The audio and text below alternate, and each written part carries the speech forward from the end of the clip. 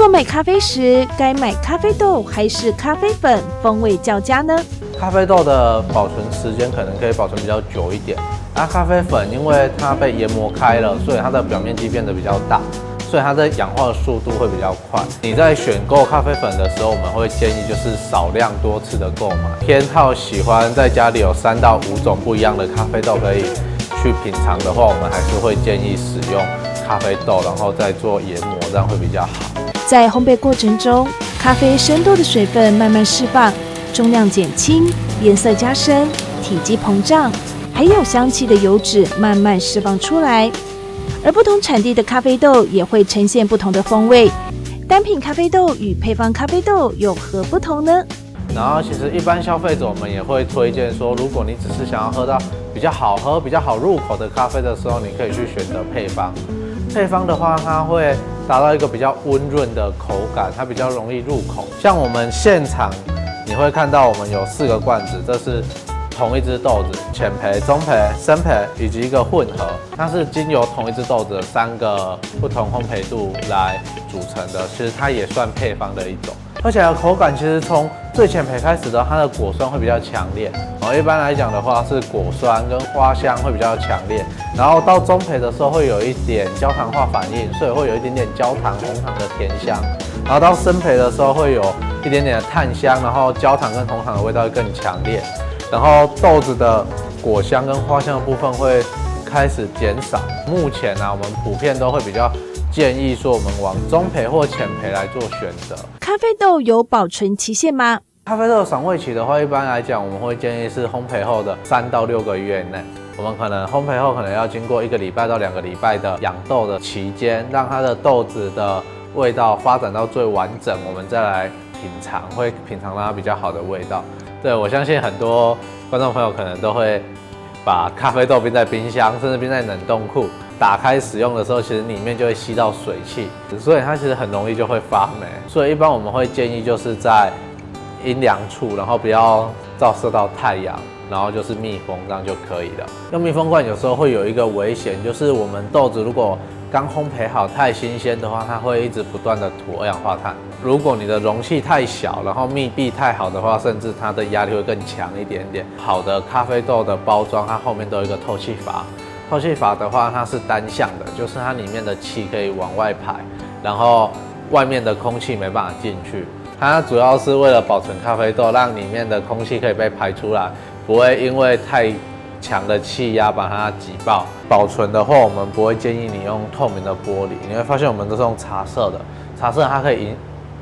减少紫外线对咖啡豆的影响，包含咖啡豆的袋子，一般很多都是做非透明的，所以你看不到它里面是什么状态。对，然后所以我们会建议就是说，一般来讲，店家都会有味道跟风味都会标注在上面。选豆、烘焙、冲煮、品味，一杯好咖啡来自于每个细节都完美到位。接下来，咖啡达人就要揭开影响咖啡风味的秘密，让您快速晋升咖啡行家。咖啡实作教学，教您如何冲一杯完美咖啡。然后滤纸的话，我们会沿着折线把它做一个折的动作。滤纸的选择上面的话，像我们今天选用的是没有漂白的滤纸，对。然后一般来讲，滤纸的话，我们会建议在挑选选购上面，我们会选择一些比较大厂牌的，使用上是比较有保障的。第一个动作我们会先做布粉，我们把咖啡粉放到滤纸上，然后轻微的拍，我们让它变均匀，用大概93度的热水来做冲煮。我们今天冲煮的咖啡豆是西达摩的狮子王，对，然后是浅烘焙的。然后等一下我们会先用大概20到30 cc 的水，把咖啡粉全部都浸润，这个动作叫做焖蒸。这个焖蒸的动作的话，我们大概会是抓在30到50秒之间这样子，可以去闻一下它的香气，你可以感受它的这只豆子有什么味道这样。然后今天这只狮子王，它主要表现的味道会有一点点水蜜桃、跟发酵酒以及莓果的香气。冲煮的时候，我们会在中间画圆，以大概1块钱硬币的大小来做重复的画圆的动作。那我们画圆的频率呢，大概跟我们呼吸的节奏差不多。一杯具有独特风味的手冲咖啡就完成了，是不是很简单呢？接下来咖啡达人要告诉您，只要30秒就可以轻松喝上一杯好咖啡。需要一只手冲壶，然后一个滤杯跟一个接咖啡的底壶这样子。对，然后如果说我们不需要到这么专业的设备，我们想要比较简单一点，在家里轻松就得到一杯好喝的咖啡的话，然后这个方法呢，我们会需要的有2个玻璃杯，任何的玻璃杯，你家里能盛装热水的容器就可以了。然后20公克的咖啡粉，好，然后跟250cc 的热水，好，因为我们有手冲壶，我们就用手冲壶装热水了。如果家里有饮水机，用饮水机的热水就可以了。这热水的温度我们会建议在85度到95度之间，对，然后你可以依你的喜好去做温度的增减，这样子。手冲咖啡它看起来很简单，但是它是一个很开放的，所以你要煮到每一杯都很完美好喝的话，你需要花一点时间去练习跟上课这样子。对，然后这个方式很简单，它是一个比较有规律，然后比较容易控制所有变音的。我们把20克的咖啡粉跟250cc 的热水直接做混合。混合之后呢，我们会计时30秒钟，对。然后这30秒之后，我们可以把滤杯跟滤纸先准备好。就是你可以在家的话，你可以自己依自己的喜好，然后你可以去尝试，可能从25秒到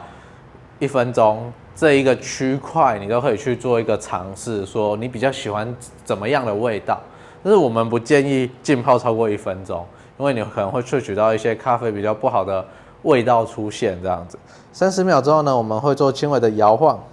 然后把它过滤，这样就完成了。这么简单，我们就可以得到一杯好喝的咖啡。怎么样喝出咖啡的深度风味？3个品尝小步骤告诉您。好，第一个步骤呢，我们会用啜吸的方式，我们把咖啡杯靠在我们的下嘴唇上，然后我们的牙齿会紧闭，然后我们往内轻轻的吸咖啡液，让它变成雾状的，然后让它散布到你的舌面上，这样子，那你就可以感受到它的香气。然后第2口呢，我们会